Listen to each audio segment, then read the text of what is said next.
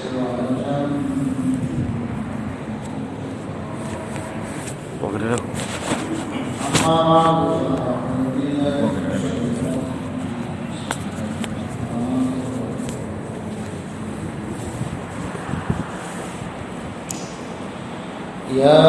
أيها الذين آمنوا اتقوا الله حق تقاته ولا تموتن إلا وأنتم مسلمون. وقال رسول الله صلى الله عليه وسلم لا عدوى ولا غامة ولا صفاء. صدق الله مولانا العظيم وصدق رسوله الكريم ونحن على ذلك لمن الشاهدين والشاكرين.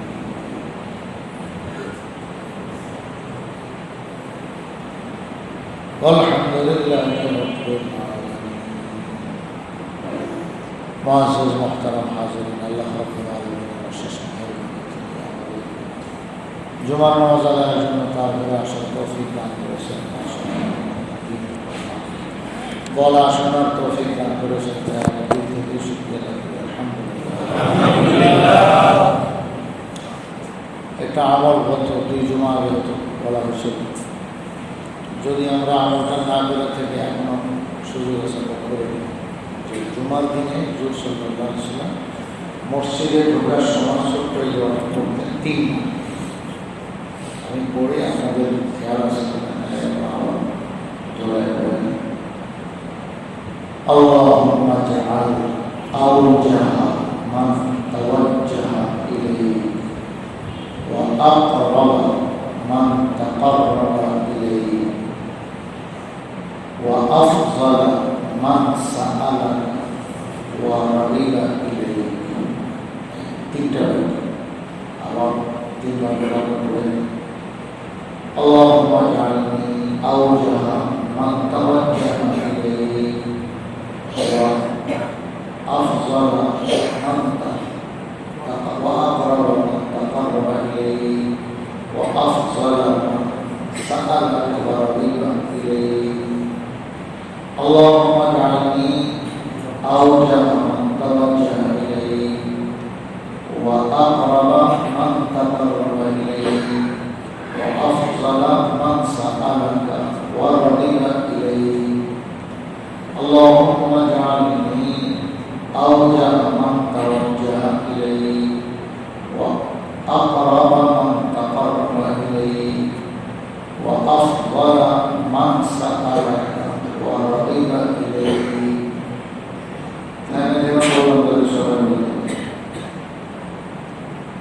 অর্থটা অত্যন্ত মূল্যবান। হুজুর সাল্লাল্লাহু আলাইহি ওয়াসাল্লাম প্রতি জুমায় মসজিদে নববীতে মসজিদে হারামে যখন যেখানে নামাজ পড়তেন পড়াইতেন এইভাবে মসজিদে ঢোকার সময় দরজাতে 3বার এই দোয়া করতেন। কি অর্থ? যে আল্লাহ তুমি আমাকে তোমার দিকে ধাবিত হনেওয়ালা যত বান্দা আছে এর মধ্যে 1 নম্বর বানাবে। এবং আল্লাহ তোমার কাছে যত মানুষ নৈকট্য লাভ করেছে এর মধ্য থেকে আমাকে সবচেয়ে বেশি নৈকট্য প্রাপ্ত। 3 নম্বর, আল্লাহ যত মানুষ তোমার কাছে দরখাস্ত করেছে, সুয়াল করেছে, দোয়া করেছে, কোনো কিছু তলব করেছে, এদের মধ্যে আমাকে সবচেয়ে বড় উত্তম তলবদার বানায় দাও এবং তোমার দিকে রগবত করনেওয়ালা, আগ্রহ রাখনেওয়ালা, আগ্রহী, তোমার দিকে জানেওয়ালাদের মধ্যে সবচেয়ে আগ্রহী আমাকে বানায়। তো এটা হুজুর সাল্লাল্লাহু আলাইহি ওয়াসাল্লাম প্রতি জুমার মধ্যে আমরা জুমায় আসার সময় দরজাতে দাঁড়াই প্রথমে বিসমিল্লাহ পড়ি, আসসালাতু ওয়াসসালামু আলা রাসূলিল্লাহ, এরপর আল্লাহুম্মা আফতাহ লি আবওয়াবা রাহমাত, এরপর নাওয়াইতু সুন্নাতাল ইতিকাফ আমুনতু বিহাযা মসজিদ বা মাকামে নিয়ত হলো মুখে বলা দিয়ে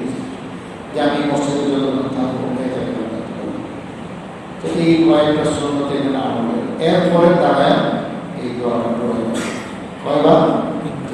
যদি কারো ভুল হয়ে যায় সমস্যা, তাহলে বসছেন অসুবিধা, নামাজও বসছেন অবশ্যই। আপনার যখন মনে হবে জুমার নামাজ পড়ার পর্যন্ত বাস আজান নিয়ে তো পড়ে দেবেন। এইবার যদি কিছু জমা এভাবে আদায় করা হয়, আস্তে আস্তে ইনশাআল্লাহ খেয়াল হয়ে যাবে, তখন আর ছুটবে না। এগুলো অনেক দামি। বর্তমান সফর মাস চলতেছে, আজকে হলো 7 তারিখ। সফর মাস সম্পর্কে হুজুর সাল্লাল্লাহু আলাইহি ওয়াসাল্লাম আমাদেরকে কিছু হিদায়াত করেছেন। আমি ওই সম্পর্কিত রিওয়ায়াত হাদিস পড়েছি এবং কোরআনে কারীমের একটা ছোট্ট আয়াত তেলাওয়াত করেছি। এই আলোকে কিছু কথা বলার চেষ্টা করব ইনশাআল্লাহ। আল্লাহ তাআলা আমাদেরকে হিদায়াত দিয়েছেন যে তোমরা মওতের আগে ভালোভাবে মুত্তাকি পরিষ্কার হয়ে নাও। মরা তো লাগবে, এখন মহিলা সোজা হইল না, সোজা হয়ে মরবা, তোমার সঙ্গে আল্লাহ বলেন যে তোমরা আগে সোজা হো, বুঝলেন? সোজা হওয়ার সাধারণ মানে আমরা আমাদের জিন্দিগিকে শুধরাই, এগুলো সোজা। আর কোনো মহিলা হাত পা সোজা, পূজা অবশ্য সোজা, ওই সোজা তো দাম, ওই তো অটোমেটিক হবে। যত পূজা মানুষ হওয়ার ব্যাগ পুরা পড়ে থাকবে, সোজা হয় না। আল্লাহ ওয়ালা তামুতুন্না ইল্লা ওয়া আনতুম মুসলিমুন, তোমরা মরবেই না মুসলমান না। কি অর্থ আগে বুঝি? মুসলিম কারে হাদিসে বলছে আল মুসলিম মান সালিমাল মুসলিমুন মিন লিসানিহি। তো মুসলিম তো সেই ইমানদার, মুসলাম ওরা তো সে যার হাত পা জিহ্বা মুখ সমস্ত অঙ্গ-প্রত্যঙ্গের কষ্ট থেকে কোনো মানুষ আছে নিরাপদ, মানে সে তার অঙ্গ-প্রত্যঙ্গ কোনোটা দিয়ে কাউকে কষ্ট দেয়। কেউ কাউকে কষ্ট দেয় কি দিয়ে? হাত পা দিয়ে, জায়গা জমি দখল করে কি দিয়ে? শরীরে দিয়ে, শক্তি দেখে। তো হাত দিয়ে পা দিয়ে অঙ্গ-প্রত্যঙ্গ দিয়ে, এমনকি জিহ্বা দিয়ে, জিহ্বার কি বল সেটা যত আছে মানুষের কষ্ট দেওয়া, জিহ্বার মনে বড় ক্ষতি দিক। এমনকি আর কিছু না হোক যে জিহ্বা দিয়ে যদি চুক্তি কাউকে জিহ্বা নামায় কিছু ভেঙে দিল, তো এটা তো তার কষ্ট, তো সবই একদম সর্বপ্রকারের কষ্ট দেওয়া থেকে যে নিজেকে বাঁচাইতে পারে সেই হল মুসলিম। আল্লাহ তাআলা বলেন যে ইয়া আইয়ুহাল্লাযীনা আমানু তাকুল্লাহ, হে মুমিনগণ তোমরা আল্লাহকে ভয় করো। কি অর্থ? গুনাহ ছাড়া। আল্লাহকে ভয় করার অর্থ গল্প করা না, ওকে বলা না যে আমার খুব ভয় লাগে, এটার নাম ভয় না। ভয় হলো কাজে লেগে। কাজটা কি? কাজটা হলো যে আমার দ্বারা যেন আল্লাহ পাকে বন্দেগী না ছুটে এবং গুনাহ খাতা না। শরীয়ত দুই ধরনের, একটা হলো কিছু করণীয় পালন করা, আর কিছু হলো বর্জনীয়, ওটা ছেড়ে দেওয়া, এটা হলো আল্লাহ পাকের বিধান। তা এখন করণীয়গুলো করতে থাকা আর বর্জনীয়গুলো বর্জন করা, ছেড়ে দেওয়া, এটার নামে হলো কি? তাকওয়া। এটার নামে বুজুর্গি। বুজুর্গ হওয়া এটা ভিন্ন কোনো জিনিস না। এটা প্রত্যেক মুমিনকে, প্রত্যেক মুসলিমকে, মুসলমানকে আল্লাহ তাআলা বলেন যে তুমি বুজুর্গ হয়ে যাও, নেককার হয়ে যাও, আমার নৈকট্য প্রাপ্ত হয়ে যাও। এই যে জুমার দিনে বলা হলো না, আক্রমণ তাকার হয়ে তোমার নৈকট্য লাভকারী যতজন আছে এদের মধ্যে আমাদের সবচেয়ে বেশি নৈকট্য প্রাপ্ত বানায়। আর আল্লাহর নৈকট্য লাভ হবে একমাত্র গুনাহ ছাড়ার দ্বারা, বন্দেগী করা। কিছু করতে হবে, কিছু ছাড়তে হবে। করার জিনিস কি? আল্লাহ বন্দেগী। আল্লাহ যে সমস্ত কাজে খুশি হবেন এই কাজগুলো করে দেওয়া, যেগুলোতে নারাজ থাকবে সেগুলো ছেড়ে দেওয়া। জিনিস দুটো আল্লাহ এটা বলছেন যে কি? ইত্তাকুল্লাহ, আল্লাহকে ভয় করা মানে গুনাহ ছাড়া। কিরকম? হাক্কা তুকাতিহি, একেবারে যথাযথ। আল্লাহকে ভয় করো যথাযথ। কি হচ্ছে এটা? এটার অর্থ মুফাসসিরিনেরা বলে দিয়েছে, মানে গুনাহ কবিরা, কবিরা গুনাহ, বড় গুনাহ এবং সগীরা মানে ছোট গুনাহ সবটাই ছাড়ো। খালি বড়টা ছাড়ো, তো ছোটটা ছাড়া এজন্য করতে হবে। আরে তুমি চেষ্টা করলেও তো একবার হয়ে যাবে, সেটা তো বাঁচতেও তো পারবো না। গুনাহ থেকে বাঁচার নিয়ত করার পরেও তো কত অ্যাক্সিডেন্ট তোমার ঘটবে। এই জন্য আল্লাহ রাসূল সাল্লাল্লাহু আলাইহি ওয়াসাল্লাম বলে দিয়েছেন, না কুল্লুহুম কুল্লু বনি আদম খাতা, বনি আদম যা আছে সবাই গুনাহগার, মানে কম আর বেশ গুনাহ কিন্তু আছে সবাই। তবে ওয়াখাইরুল খাত্তাঈন আত-তাওয়াবুন, এই গুনাহগারদের মধ্যে, ত্রুটিওয়ালাদের মধ্যে সবচেয়ে ভালো কে? যে যারা তওবা করে। এই তাওবার অর্থ হলো বারবার তওবা। তার মানে আল্লাহ এটা জানেন, যে রাসূল এটা জানেন যে বান্দাদের গুনাহ বারবারই হবে। তো বারবার হইলে কি করতে হবে? বারবারই তওবা। যেরকম আমরা নামাজ যেদিন থেকে পড়ি, সাবালক হওয়ার পর থেকে, বা কেউ যদি অন্যায় করে থাকে, নামাজ ছেড়ে থাকে, কিন্তু যখন বুঝে আসছে তখন থেকে তো আর ছাড়েন না, তখন থেকে ইহতিমাম করে। তো এখন নামাজ পড়ার জন্য শর্ত কি? ওযু করতে হবে। এখন ওযু, আপনি কি সারা বছর ওযু বলা থাকেন, বা ওযু থাকেন? কি ভাই, সারা বছর কি বা ওযু থাকা যায়? হ্যাঁ, ওযু ভাঙবে না। সারা বছর তো ধরে 24 ঘন্টায় তো আমাদের ওযু সহকারে আমাদের থাকা সম্ভব। আর কিছু না, ঘুমও তো আছে, আর ঘুম আসলে তো কিসের? ওযু। এই ছাড়া ওযু ভাঙার কত কারণই আছে। তাহলে ওযু এটা আমাদের জন্য ফরজ করতে হবে। ওযু ছাড়া নামাজ হয় না। কিন্তু তাই বলে ওই একবার ওযু ভেঙে গেছে, আমি নামাজ পড়তে পারবো এমন নেই। না, তোমার ওযু নেই তো ওযু করে না, জুমাতে ওযু করেই আসছো, অসুবিধা নেই। কিন্তু তোমার ওযু নষ্ট হয়ে গেছে, তো বাস আবার মসজিদে এসে আবার ওযু করো, কি সমস্যা? তো ওযু গেলে যেরকম ওযু করতে হবে, এরকম তাকওয়া ছুটে গেলে আবার তাকওয়া ধরতে হবে। গুনাহ হয়ে গেলে তওবা করতে হবে। এবং 5 ওয়াক্ত নামাজ আল্লাহ দিচ্ছেন, এটা এমন কম্পালসারি যে এটার দ্বারা ছোটখাটো গুনাহ আল্লাহর কাছে ক্ষমা চাও ছাড়াও আমরা মাফ করি। ওটা আল্লাহ রাসূলের ওয়াদা, রাসূল ভবিষ্যৎবাণী করেছেন, আমাদেরকে শুনেছেন। এবং আয়াতেও আল্লাহ তাআলা এটা বলে দিয়েছেন, ইন্নাল হাসানাত ইউযহিবুনাস সাইয়্যাত, যে নেকি সবসময় পাপকে মিটায়। নেকের কাজ তোমার পাপকে মিটায়। এগুলোর ব্যাখ্যা হলো, এই যে এক নামাজ হইতে আরেক নামাজ মাঝখানে যত গুনাহ, এগুলোর জন্য কাফারা।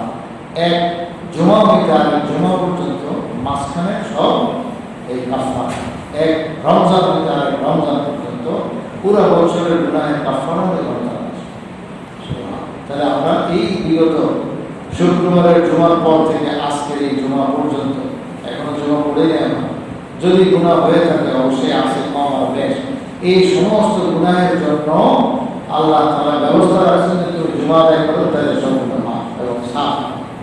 তো আল্লাহ তাআলা ব্যবস্থা করেন, আমাদের কোনো টেনশনের কিছু নেই। তো বাকি তোমার দিল এরকম থাকতে হবে যে আমি আল্লাহর কাছে অনুতপ্ত থাকি, লজ্জিত থাকি। আসলে নিজেকে বুজুর্গ মনে করা, নেককার মনে করা কোনো সুযোগ নেই। নিজেকে ভালো মনে করার সুযোগ নেই। হযরত আব্দুল্লাহ ইবনে মাসউদ রাদিয়াল্লাহু আনহু শেষ বয়সে ওসমান রাদিয়াল্লাহু আনহু খলিফাতুল মুসলিমিন দেখাশোনা করার জন্য গেছেন। উনি অসুস্থ, জিজ্ঞেস করতেছেন, মা তাশতা কি? হযরত আপনার সমস্যা কি? মনে করছেন যে বলবো যে আপনার বাবা শরীরটা অসুস্থ, ভালো হয়ে যাচ্ছে না। জব কি দিচ্ছেন? জব হল জুনুবি, যে আমার চিন্তা টেনশন শুধু আমার গুনাহ, অন্য কোনো টেনশন। এখন আখেরি বয়স, পরে যখন চলে যাবো দুনিয়া ছেড়ে, আল্লাহ পাকের কাছে মুক্তি হয়ে আমি গুনাহ হযরত আব্দুল্লাহ ইবনে মাসউদ রাদিয়াল্লাহু আনহু বলতেছেন, আল্লাহু সাহাবায়ে কেরাম গুনাহ থেকে কত পবিত্র, কত পবিত্র, কত পবিত্র। তিনারাই কথা বলতেছেন। আমাদের সবচেয়ে বড় মুসিবত হলো যে আমাদের সমাজের অবস্থাটা এমন যে যত বয়স্ক হবে সে তত বেশি গুনাহ দিবে। কেমনে? আপনারা অনেকে খেয়ালই করেন যে যখন ব্যবসা করতো, চাকরি করতো, বিভিন্ন দৌড়ঝাঁপ ছিল, চাকরির কারণে, ব্যবসার কারণে সকাল বিকাল খালি অফিসে যাওয়া আসা সারাদিন ওখানে কাটা, এই সব কিছু নিয়ে ব্যস্ত ছিল। তারপরে ব্যবসা করলে হাজির কত টাকা দেওয়া, টাকা ওষুধ করা, টাকা মানুষের কাছে পৌঁছানো, দেন আর দেন, আমদানি এবং রপ্তানি, এই সব কাজে ব্যস্ত দৌড়ঝাঁপ, দুষ্টামি করার সময় নেই। এখন যখন অবসর হয়ে গেছে দুইটা, অফিসে আমরা কাজ নেই, কারবার নেই, ব্যবসা নেই, বাণিজ্য নেই, বড় হয়ে গেছে, সরকারের কাছে অবলম্বন করে এখন ঘরে বসে কি করবো, সময় কাটে, সময় কাটে। এখন সময় কাটানোর ব্যবস্থা কি, ওই যে যন্ত্র এখানে এটা নিয়ে সারাক্ষণ বস করা, এটাই শুধু নেই। আমি কিছু মানুষের কথা একেবারে স্পষ্ট জানি, নাম ঠিকানা সবাই যাদেরকে দেখছে, আমি তো সবাই ঘরে ঘরে বাসা করি, সেই কটা দেখছি কোনো শিক্ষণীয় ঘটনা, যে চাকরি নেই, বাকরি নেই, ব্যবসা নেই, বাণিজ্য নেই, কাজ নেই, কর্ম নেই, তো এখন কি করে, সারাক্ষণ একেবারে 24টা ঘন্টা টেলিভিশন চালাতে, একটা বড় একটা চ্যানেল টিপ দিয়ে এখানে আঁকতেই আছে আর দেখতেই আছে। এইভাবে আমাদের জীবনটা কিন্তু চলে যাচ্ছে। এর মধ্যে হঠাৎ করে মালাকুল মউত ধরে আসে, কি উপায় হবে? এই জন্য যারা বয়স করে গেছে তারা একটু আল্লাহ পাকের এই কথাটা স্মরণ, যে মরার আগে তুমি গুনাহে কবিরা তো কবিরা সগীরা গুলো ছাড়ো, গুনাহ সগীরা কবিরা সব ছাড়ো, এগুলো সারা ব্যতীত তুমি বইরো না, আল্লাহ নতুন নাই মানে মরণ যেন তোমার এই অবস্থা আছে যে তোমার দ্বারা কবিরা গুনাও হয় না, বরং সগীরা মানে কবিরা সগীরাও হয় না। তুমি বুড়া বয়সে ঘরে থাকো, গুণা হবে কি? ঘরে থাকলে তো আর চোখের গুণা হয়, হাতের গুণা, পায়ের গুণা, জবানের গুণা হয়, অনেক কিছু থেকে তুমি নিয়ে আবার হয়ে গেলে ঘরে ঘরের বাইরে গেলে না, সব কিছু। এখন তুমি নিজের আখেরাত ঠিক করো। হুজুর সাল্লাল্লাহু আলাইহি ওয়াসাল্লামকে আল্লাহ তাআলা কি শিখিয়েছেন, যে যখনই আপনি দেখবেন যে আখেরাত কাছে এসে গেছে, আপনার মওত কাছে এসে গেছে, আপনার সময় ফুরে গেছে, বাস এইবার আপনার কাজ কি, ফাসাব্বিহ বিহামদি রাব্বিকা ওয়াস্তাগফিরহু, যে আপনি আল্লাহ রাসূলকে আল্লাহ তাআলা বলতেছেন যে আপনি তাসবিহ এবং তাহমিদ পাঠ করুন। সাব্বিহ বিহামদি রাব্বিকা, তো আপনি আপনার রবের তসবিহ পাঠ করুন এবং তাহমিদ, হামদ মানে আল্লাহ পাকের প্রশংসা, অর্থাৎ আপনি সুবহানাল্লাহ সুবহানাল্লাহ পড়েন, আলহামদুলিল্লাহ আলহামদুলিল্লাহ পড়েন, অথবা দুইটারে একখানে মিলে বলা যায় সুবহানাল্লাহ ওয়া বিহামদিহি, একসাথে পড়েন। আবার একটু বাড়ায় বলা যায় সুবহানাল্লাহ আযীম, এটাও আছে হাদিসে, সুবহানাল্লাহ ওয়া বিহামদিহি সুবহানাল্লাহ আযীম, বা আলাদা আলাদা সুবহানাল্লাহ সুবহানাল্লাহ আলহামদুলিল্লাহ আলহামদুলিল্লাহ, এগুলো পড়তে থাকেন। এটা তোমার বড় কাজ। তো ফাসাব্বিহ বিহামদি রাব্বিকা, আর কি, ওয়াস্তাগফিরহু, হে রাসূল আপনার কাজ হলো এখন শেষ বয়সে বাস আপনার রবের কাছে ক্ষমা চাওয়া, মাফ চাওয়া, যে আল্লাহর কাছে আপনি ক্ষমা চান। রাসূল যার কোনো গুনাহ নাই তাকে বলতেছেন আপনি আপনার রবের কাছে মাগফিরাত তলব করেন, ক্ষমা চান, তাহলে আমাদের আসলে আল্লাহ রাসূল আমাদেরকে শিক্ষা দিচ্ছেন। আল্লাহু আকবার, আমাদেরকে শিক্ষা দিচ্ছেন যে আমরা যেন আল্লাহ পাকের কাছে দিন রাত ক্ষমা চাই। আব্দুল্লাহ ইবনে মাসউদ রাদিয়াল্লাহু আনহুর মতো এত বড় মানুষ, এত বড় সাহাবী, যিনি ইসলামের মধ্যে ষষ্ঠ ব্যক্তি, 6 নম্বরে ইসলাম গ্রহণ করেছেন এবং আল্লাহ রাসূলের সবচেয়ে প্রিয় মানুষ, কাছের মানুষ, রাসূলের খেদমত এত বেশি করেছেন যেটা কম মানুষ সুযোগ পেয়েছে। আল্লাহ, তো সেই আব্দুল্লাহ ইবনে মাসউদ রাদিয়াল্লাহু তাআলা আনহু এই একদম ইন্তেকালের আগে অসুস্থতার মধ্যে, তো আমার আশঙ্কা চিন্তা শুধু একটা নিয়ে, টেনশন শুধু একটা নিয়ে, সেটা হলো যুনুবি, আমার গুনাহ। করে পিছলা পিছলা হলে পড়ে যায়, সমস্যা টাইট করে ধরেন।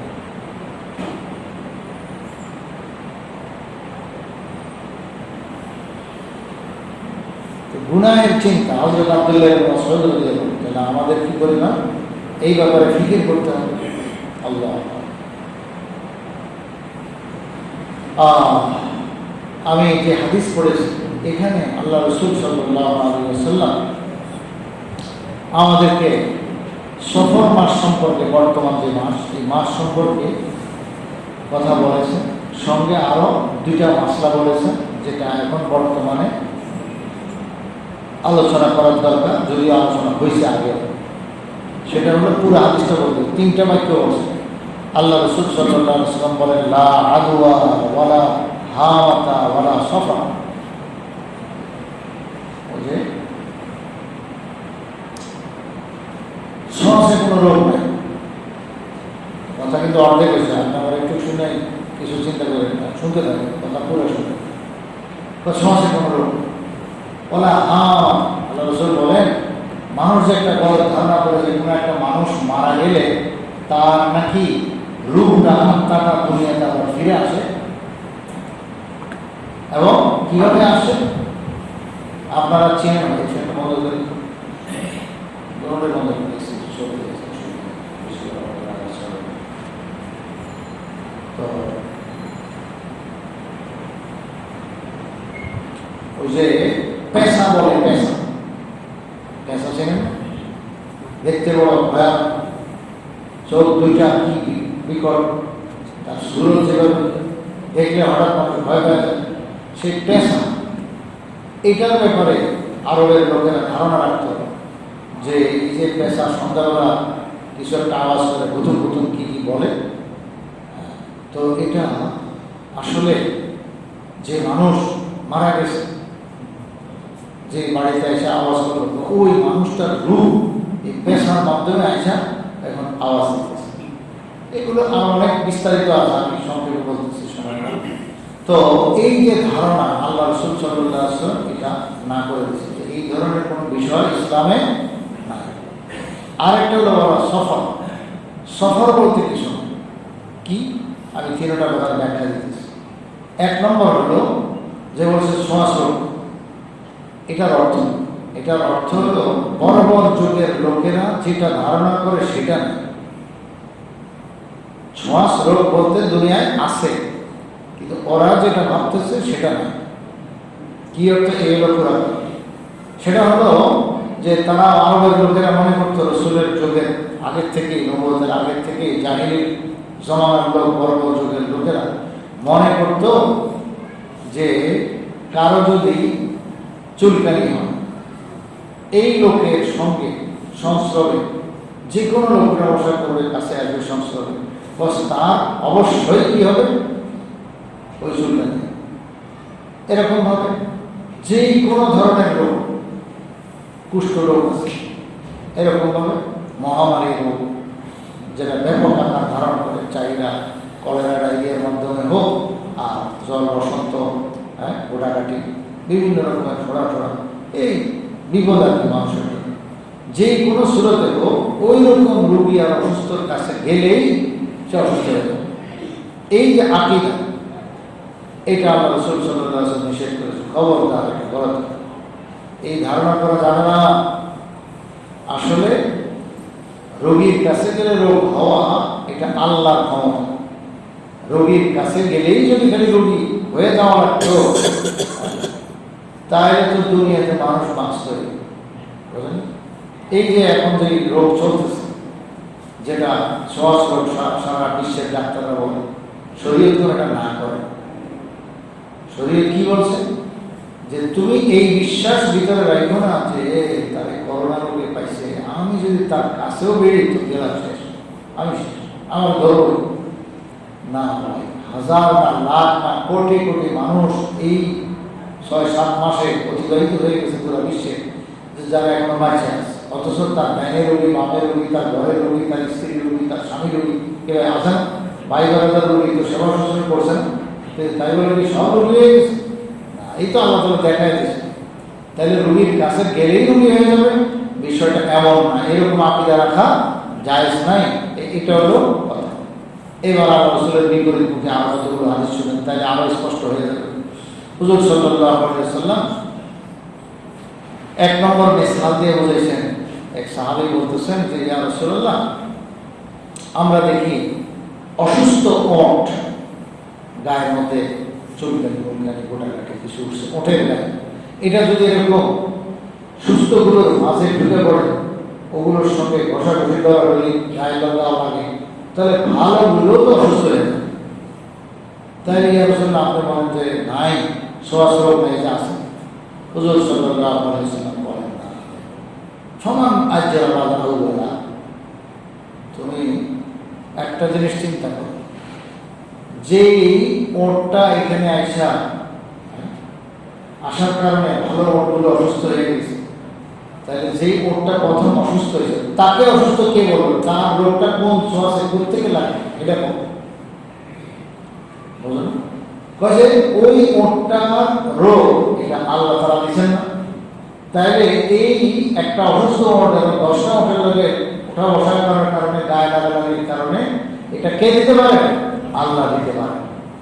তো কাজেই তোমার এই আকীদা দুরুস্ত রাখো, যে হয়ে গেলে অসুস্থ বুঝলো যে আল্লাহ দিচ্ছে, কিন্তু এই কথা ইকিন করা যাবে না যে ওই লাগার কারণে এর ছোঁয়াশে রোগ, ছোঁয়া লাগার কারণে রোগে পাই গেছে, এটা মনে করা যাবে না। এই জন্য আল্লাহ রাসূল আরেকটা বলেন, তোর আকীদা দুরুস্ত থাকবে কিভাবে? এক কাজ কর, তোর ভালো ওটগুলো আলাদা রাখ, অসুস্থ ওটগুলো আলাদা রাখ। আলাদা লা ইউরিদান্না মুমরিদুন আলা মুসিহিন। আল্লাহ রাসূল বলেন যে অসুস্থ ওটগুলো, এগুলো সুস্থ ওটের সঙ্গে কেউ যেন না চড়ায়, এদের সঙ্গে যেন চলাফেরা করতে না যায়, বরং সুস্থগুলো আলাদা, অসুস্থগুলো আলাদা। এই জন্য কি বলে আইসোলেশন করে, এই জন্যই আসছে যে যে অসুস্থ হয়ে গেছে তাকে একটু সতর্ক থাকতে দাও, তার একটু আলাদা রাখো। একবারে তার কাছে যাওয়া যাবে না, তার একটু সতর্ক থাকো, তুমি মাস্ক লাগাও এবং তার জীবাণু থেকে যেভাবে বাঁচা যাবে সেগুলো তুমি ব্যবস্থা নাও। এর অর্থে যে রোগী ছুঁয়ে তুমি ঘর থেকে পালাবে না, জরুরত নেই, তুমি এখানে থাকো, কাজ করো। বাকি কাজ করতে করতে তুমি দেখবে যে তুমি ভালো আছো, সুস্থ, তোমার রোগে পায় না, এরকম লাখো ঘটনা দুনিয়াতে এখন হয়ে গেছে। আবার অনেকের রোগে পাইছে, তো যাদেরকে পাইছে এরা যদি এর কাছে যাওয়া না, এটা যায়, এটা হলে তুমি কুফরি বেইমান, এই বিশ্বাস করো না, তুমি সতর্ক থাকো। এইটাই আল্লাহ পাকের নেশা। এখন যদি তোমার তকদিরে থাকে তাহলে ও সতর্ক হও, অসতর্কতা সর্ব অবস্থায় হবেই হবে। আর যদি তোমার কপালে না থাকে, না লিখে রাখে, তাহলে তুমি ওই যে নিয়ম আছে, নিয়ম অনুযায়ী চলতে থাকো, তোমাকে কোনোদিন রোগে পাবে না, অসুস্থতায় পাবে না। এই আকীদা দুরুস্তের কথা বলছি। তাহলে লা ইউরিদান্না মুমরিদুন আলা মুসিহিন, অসুস্থ ওটগুলো সুস্থ ওটগুলোর সাথে তোমরা মিলায় এরকম চালায় না, এরকম ভাবে তাদের সঙ্গে উঠা বসা করতে দিও না, আলাদা আলাদা। এমনিভাবে আরেকটা আদেশ আল্লাহ রাসূল সাল্লাল্লাহু আলাইহি ওয়াসাল্লাম বলেন, ফির রাজুলিন মুনযুম ফিরারান মিনাল আসাদ, সিংহ দেখলে যেরকম ভাগো, এরকম কুষ্ঠ রোগী দেখলে তার থেকে ভালো। কি অর্থ? কুষ্ঠ রোগ এটা হলো যা ছোঁয়াচে রোগ, এই রোগ থেকে তোমরা একটু দূরে থাকো, সতর্ক থাকো, সতর্ক থাকতে বলছো। এর অর্থ হবে এই যে রোগী হয়ে যাবে তাহলে ফালায় দিয়ে কষ্ট দিয়ে চলে যাবে না, মানে তার থেকে তুমি সতর্কতা এমন অবলম্বন করো যেরকম বাঘ থেকে, সিংহ থেকে সতর্কতা অবলম্বন করো। মানুষ এই যে চিড়িয়াখানায় যারা চাকরি করে, ওই আল্লাহ বন্ধনা সিংহের সকাল বিকাল খানা দেয় না, দেয় কিভাবে দেয়? কি একদম খাঁচার ভিতরে ঢুকে যায় না, ঢুকার কৌশল আছে, নিয়ম আছে। সেই নিয়ম অনুযায়ী কত সুন্দর আপনারা যারা দেখছেন যে কি সুন্দর সিস্টেম আছে, যে সে একটা বিশেষ সিস্টেমের ঢুকা, সে গোসল দেওয়া, খাবার দেওয়া দিয়া পরে আবার সে সতর্ক হয়ে এবার সিংহরে ছেড়ে দেওয়া, সিংহ খায়। তো এইভাবে যদি সতর্ক হয়ে সে জীবন কাটায় যে চিড়িয়াখানা, তারে কোনোদিন সিংহে হামলা করতে পারবে? কোনো ক্ষতি করতে পারবে? ঠিকই নেই যে তুমি এরকম রুগী নিয়ে থাকো, ঘরে বাস করো, কিন্তু সতর্ক তোমাকে শরীর থেকে শিখেছে ওই অনুযায়ী চলো, কিন্তু তাকে কষ্ট দিয়া তুমি পালায় যাওয়া, তাকে সেবা শুশ্রূষা না করা, এটা চাইছে না, গুনাহ, এটা চাইছে না। তো তুমি সতর্ক থেকে সতর্ক। এই হলো ফির রাজুলিন মুনযুম ফিরারান মিনাল আসাদ, সিংহ দেখলে যেরকম ভাগো এরকম ভাগো, মানে হলো সতর্ক হও। আরেকটা আল্লাহ রাসূল বলেন, ইদা সামিআতুম বিহি বিআরদিন ফালা তাদখুলুহা, কোন এলাকায় যদি মহামারী দেখো তাহলে তুমি ওখানে চাই না, তুমি ওখানে চাই না। আর উল্টাও আছে, যে এলাকায় দেখা দিচ্ছে, যে ঘরে দেখা দিচ্ছে, সে ঘর থেকে ভাগবে না, সে ঘর থেকে ভাগবে না, ঘর আমাদের অন্যদের সেবা করার চেষ্টা করবে। তাহলে সতর্ক থাকতে হবে। এই হলো লা আদওয়া। আর দ্বিতীয় অংশওয়ালা হা মাথা, সেটা আমি বুঝাই বলছি জাহিলি জমানার লোকেরা যে সমস্ত গলত ধারণা করত যে এরকম মানুষ মারা গেলে বিশেষ করে কাউকে যদি জুলুম করা হয়, অত্যাচার করা হয়, হত্যা করা হয়, অন্যায়ভাবে মারা হয়, তার রু নাকি সেই পেশার শুরুতে আইসা মানে দাবি করে যে তোমরা প্রতিশোধ দাও, তোমরা প্রতিশোধ, এগুলো নাকি তারা ধারণা করতো। আল্লাহ এগুলো সব বাতিল, আকিদা ইসলাম এগুলো সমর্থন করে। আল্লাহ এবার শেষ ওয়ালা সফর, আল্লাহ রাসূল বলেন সফর বলতে কিছু নাই। এটার কি অর্থ? সফর বলতে কিছু নাই, এটার দুই অর্থ। একটা হলো যে জাহিলি জমানার লোকেরা মাসের মধ্যে 8 পিস করে ফেলেছে, বৎসর 12 মাসে আল্লাহ তাআলা একটা নিজাম সিস্টেম বানাইছে। গত রাত্রেও এই আলোচনা চলে গেছে, আমার আয়াত করে আয়াত চলে গেছে। তো আল্লাহ তাআলা চাঁদ বানাইছেন, সূর্য বানাইছেন, এগুলো দিন আর রাত বানাইছেন, এবং দিন আর রাতের এই পরিবর্তনের দ্বারা আল্লাহ তাআলা সময় পার করান। এতে সপ্তাহ পয়দা হয়, সপ্তাহের পরে মাস হয়, মাসের পরে 12 মাসে বৎসর হয়, এবং প্রত্যেকটা মাসের জন্য আলাদা নাম দিয়েছেন আল্লাহ তাআলা। ওগুলো আমাদের শরীরে শিখেছি, মুহররম, সফর, রবিউল সানি, জুমাদা উলা, জুমাদা সানিয়া, তারপরে রজব, শাবান, রমজান, শাওয়াল, জিলকদ, জিলহজ, এর 12টা মাস। এখন জাহিলি জমানার লোকেরা মাসের উলট পালট করে নিজেরা খামখেয়ালির মতো মুহররম মাসকে নাম দিয়ে দিয়েছে কয়েকটা সফর, সফর মাসকে নাম দিত মুহররম মাস। কি মাসও কি এদিক থেকে সেদিক ঠেলে নেওয়া যায়? কিন্তু আল্লাহ যে সুনির্দিষ্ট টাইমটাকে মুহররম নাম দিয়েছে, মুহররমই থাকবে, এটা সফর হবে না। সফর যেটাকে নাম দিয়েছে এটা সফরই থাকবে, মুহররম হবে না। তো আল্লাহ রাসূল বলেন, হে জমানা, জাহিলি জমানা থেকে, জাহিলি যুগ থেকে যে তালিবানি করে আসতেছে তোমরা খবরদার, এগুলো ইসলাম সমর্থন করে না। এই জন্যই বিদায় হজের মধ্যে সতর্ক করে দিয়েছেন আল্লাহ রাসূল, এখন কোন মাস, এখন কয় তারিখ, এই সব কিছু খেয়াল রাখবা। মানে এখন জিলহজ মাস, তো এখন থেকে সামনে খেয়াল রাখবা, জিলহজের শেষ হলে তো কি আসে, মুহররম আসে। তো এইভাবে মাস 12টা হিসাব রাখবা, এগুলোর মধ্যে যেন আর কোনো সময় পেশ না লাগে। ঠিকই আজ পর্যন্ত এখনো কোনো আর পেশ লাগেও নাই, লাগবেও না। এটা মেহনত কাজ আমাদের নবীজি, যে মাসের মধ্যে কোনো পেশ নেই। এটা একমাত্র আল্লাহ রাসূল সাল্লাল্লাহু আলাইহি ওয়াসাল্লাম আমাদেরকে সতর্ক করেছেন, মেহনত করে এটা উম্মতকে দাঁড় করাই দিয়েছেন যে এখন থেকে তোমরা হিসাব কিতাব রাখবা। বিদায় আমাদের বারবার বলে দিয়েছেন যে তখন থেকে মানুষ এই হিসাব সংরক্ষণ করেছে, আজও পর্যন্ত সংরক্ষণ আছে, কিয়ামত পর্যন্ত ইনশাআল্লাহ থাকবে। তো আল্লাহ রাসূল এটাই বলছেন যে সফর বলতে এরকম কোনো কিছু নাই। আল্লাহু আকবার। আরো একটা বিষয়, আল্লাহ রাসূল সাল্লাল্লাহু আলাইহি ওয়াসাল্লাম সফর নাই বলতে কি বলেছেন? জাহিলি জমানা বড় যুগ থেকে আরেকটা কথা ছিল, সফর মাসটা বড় খারাপ মাস, বড় দুর্ভাগ্যের মাস। এই মাসটার মধ্যে কুলক্ষণ বেশি। এই শুভলক্ষণ, কুলক্ষণ, এগুলো কোনো মাস দিনের সাথে সম্পৃক্ত নয়, এগুলো হলো বন্দার আমলের সাথে। আল্লাহ রাসূল বলেন যে দেখো সফর মাস, এটার মধ্যে কোনো কুলক্ষণ বলতে কিছুই না। এটা হলো দ্বিতীয় ব্যাখ্যা। আল্লাহু আকবার। হুজুর সাল্লাল্লাহু আলাইহি ওয়াসাল্লাম আমাদেরকে যে জিনিসটা শিখিয়েছেন যে লা সুম্মা, হুজুর সাল্লাল্লাহু আলাইহি ওয়াসাল্লাম বলেন যে ইসলামের মধ্যে সুম মানে নহুসন, কুলক্ষণ, এটা বলতে শরীয়তে কিছু।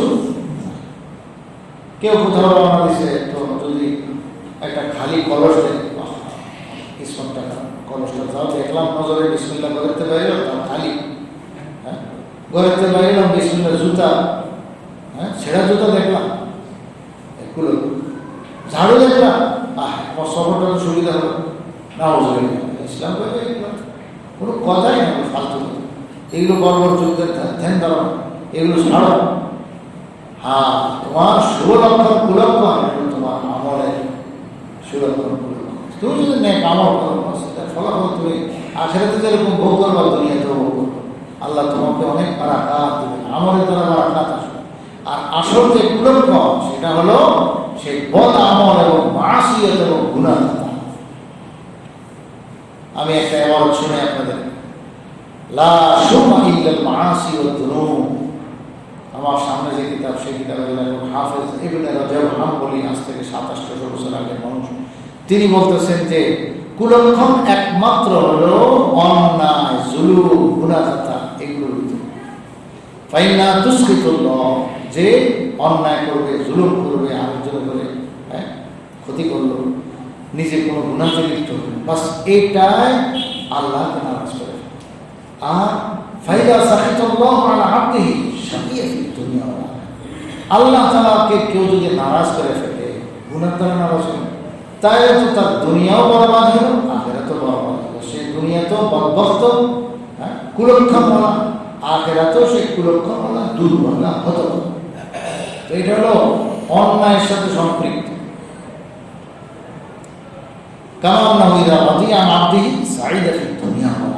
আল্লাহ তাআলা যদি কোনো বান্দার করে খুশি হয়ে যায়, তো খুশি কি দ্বারা হবে? নেক আমলের দ্বারা, গুনাহ থেকে বাঁচার দ্বারা, যেটা নাম তাকওয়া, পরহেজগারি, আল্লাহর ভয়। তো তুমি নেক আমল করো, গুনাহ থেকে মুক্ত দাও, বাস তাহলে তোমার উপরে আল্লাহ তাআলা সন্তুষ্ট। আর আল্লাহ যার উপরে সন্তুষ্ট হয়ে যাবে, তার তো মানে কপা কিসমত করে গেছে। এখন দুনিয়াতেও সে বহুত আপনার ভাগ্য নিয়ে থাকবে, সে ভাগ্যবান, আখিরাতেও সে ভাগ্যবান। তো আসলে কুলক্ষণ কোনো পরিবারের মধ্যে না, এরকম বিবাহ বাচ্চার মধ্যে না, মাল দৌলতের মধ্যে না, ব্যবসার মধ্যে না, তার সব কিছু হলো বান্দার আমলের।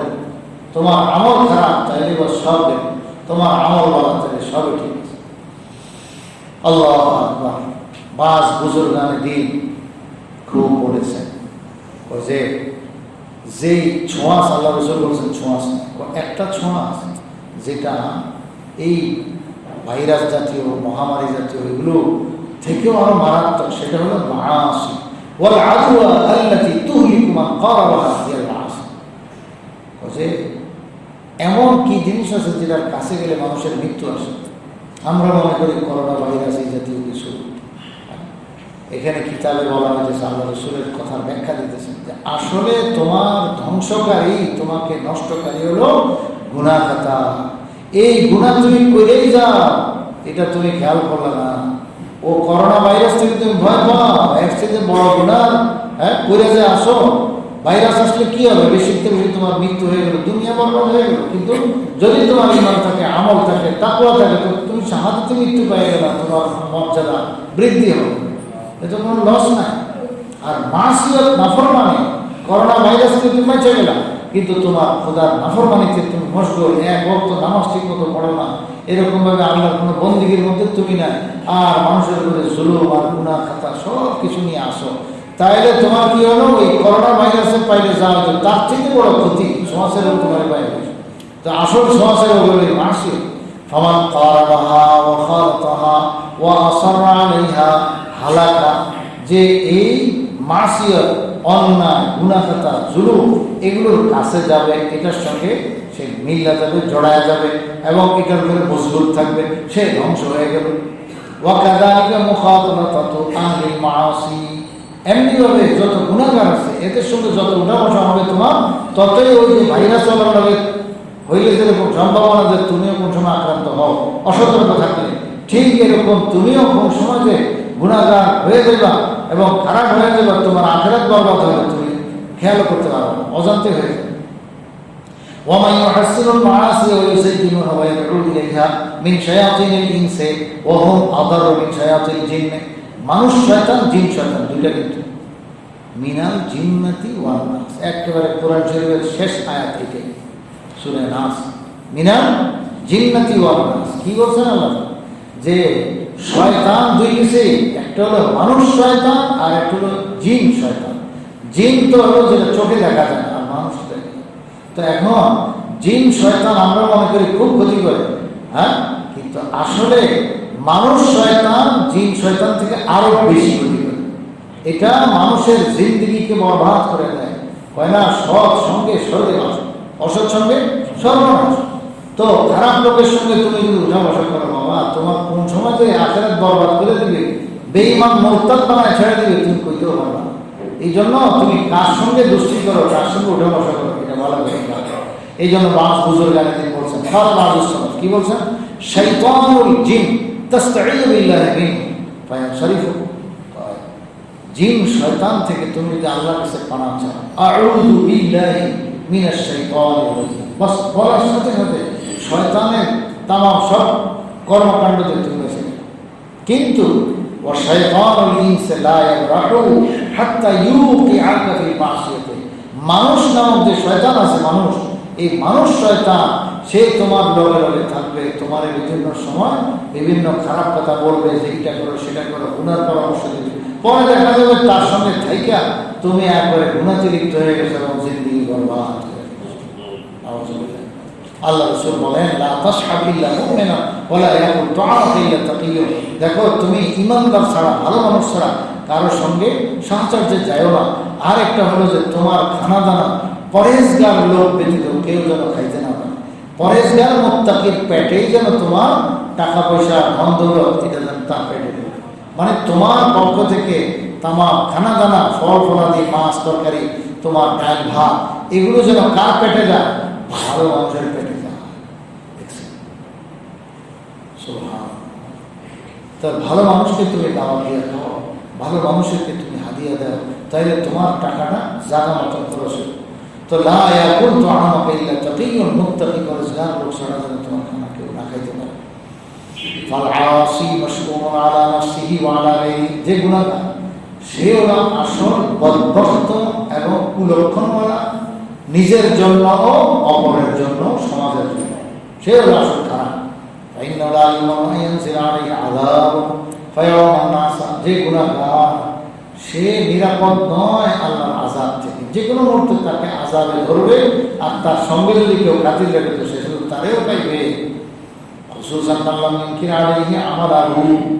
বিশেষ করে তার সঙ্গে উঠা বসা করে, কিন্তু কোনোদিন বলে না, দোস্ত তোমার এই কাজগুলো আমার পছন্দ হয় না, তুমি কেন এইভাবে চলো, দোস্ত তোমার এই কাজগুলো আমার, তুমি তো এইভাবে জুলুম করো, তুমি মানুষের জুলুম করো না, এই কথাটা কোনোদিন সে বলে না। একজন দোস্ত তার সঙ্গে উঠা বসা করে তাকে নসিহত করে নাই, তাইলে তো নিজে ধ্বংস হওয়া আরো বেশি আশঙ্কা।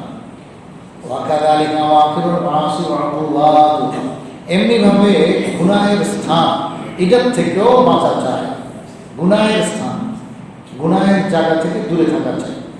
এই সম্পর্কে লেখক এখানে একটা মিসাল বলে শেষ করছেন যে হুজুর সাল্লাল্লাহু আলাইহি ওয়াসাল্লাম বলেন, আগেরকার যুগে একটা লোক ছিল এত বদকার যে 99টা হত্যা করছে। কত বড় বদকার! তার কি হলো, কার বেশি হচ্ছে না, দিলের মধ্যে সাড়া যাচ্ছে যে আমি তো ভালো হওয়া দরকার, তওবা করা দরকার। তো এখন সে রওনা দিছে যে কোনো আল্লাহ পাদ্রী পাই কিনা। তো যাই এক পাদ্রীকে পাইছে, জিজ্ঞেস করছে, বা আমি তো স্বীকার করছি 99টা হত্যা করছি, তো আমার কি তওবা আছে?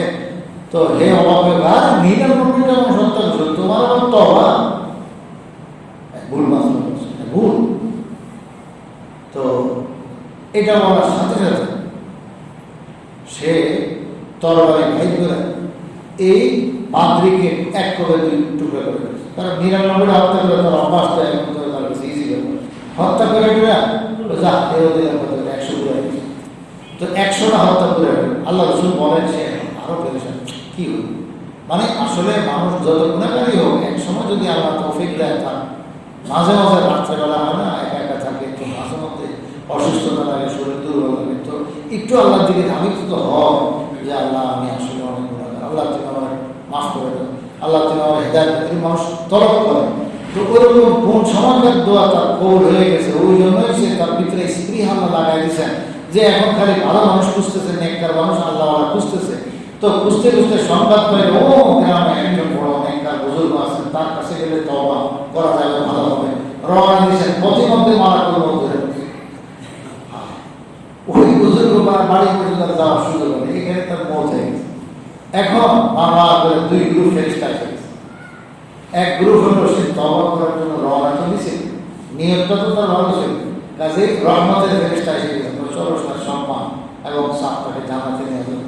আর এক গ্রুপ আছে, আর জীবন ধরে এত করলো, শেষমেশ এক বুজুর্গগুলো হত্যা করলো, 100টা হত্যা, কাজে একটু জাহান্নামে করে নিশ্চিত, কাজে আমরা নিয়েছি। তো 2 গ্রুপ এখন চলে লেগে মাঠে যেখানে লাশ পড়া আছে, কারো কোনো প্রস্তারে খতম করে দিয়েছে, ওইখানেই সে এই দলগুলো চলে যাচ্ছে। এদিকে আল্লাহ তাআলা কি করছেন, এই মরতে মরতেও আল্লাহ তাআলা ওই আল্লাহর বান্দারে তৌফিক দিয়েছে, একটু হামাগুড়ি দিয়ে আধা পরিমাণ, মাত্র আধা 1 বিঘত হয়, 1 বিঘত সে আগে গেছে ওই বুজুর্গের বাড়িতে। বাস ঘটনা যা ঘটনা আমরা ঘটে যাচ্ছে, কি হলো তৌফিক। আল্লাহ যারা তৌফিক দেয় এইভাবে, তৌফিক মানে হলো কাজের সুযোগ করে দেওয়া। তো আল্লাহ তাআলা মাত্র 1 বিঘত কোনো রকম হামাগুড়ি দিয়ে মত হইতেছে, মালাগুলো ধরছে, এই সময় সে আগে গেছে। কিংবা উল্টো হয়ে যাবে, 1 বিঘত পিছিয়ে গেছে, তো গড়াগড়ি কোন দিকে যায়, তৌফিক এটা না, আল্লাহ তাআলা মেহেরবানি করছে, যা বলতে এদিকে যা। এইবার আল্লাহ তাআলা দোলন সমাধান দিচ্ছে, এই তোমরা ঝগড়া করতেছো, এই ঝগড়া তো মিটাইতে হবে, ঝগড়ার সমাধান কি?